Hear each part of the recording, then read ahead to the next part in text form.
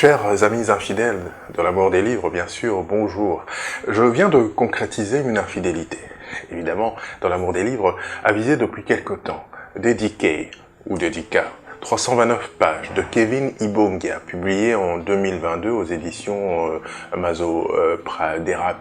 D'entrée de jeu, une image forte de symbole, un pasteur luqué, costume taillé sur mesure et chapeau sur la tête, col et chaussettes rouges. En lisant, on comprend pourquoi le choix de cette couleur vive.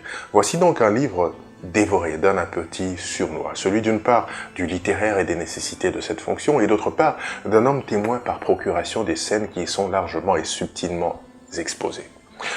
Si cette dernière casquette a permis de mieux apprécier l'infidélité pour des raisons que j'évoquerai laconiquement plus loin, le littéraire est sans doute resté un peu sur sa soif. Parce évidemment, ceci ne remet pas totalement en cause le mérite de ce livre qui parle d'un jeune pasteur à qui tout semble réussir. Pourtant, rien ne lui est donné, et ce depuis sa naissance tumultueuse, la mort de sa mère, et j'en passe.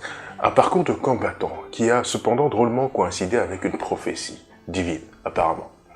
Notre pasteur, Kevin Keke pour les intimes, voit très vite les choses se compliquer. Mauvais concours de circonstances, faiblesse de la chair, tentation démoniaque, tout y passe.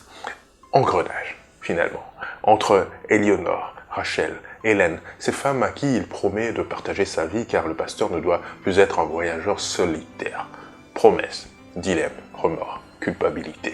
La carrière du pasteur chancelle alors que tout le pontifiait vers un avenir radieux. Le livre de Kevin Ibongia a le mérite de mettre en lumière des sujets parfois considérés comme tabous.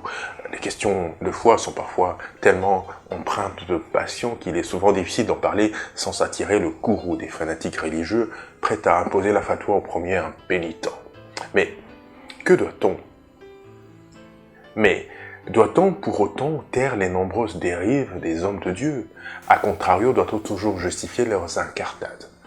À l'heure du buzz numérique, peut-on vraiment y échapper? À chacun de répondre, aux hommes de Dieu surtout.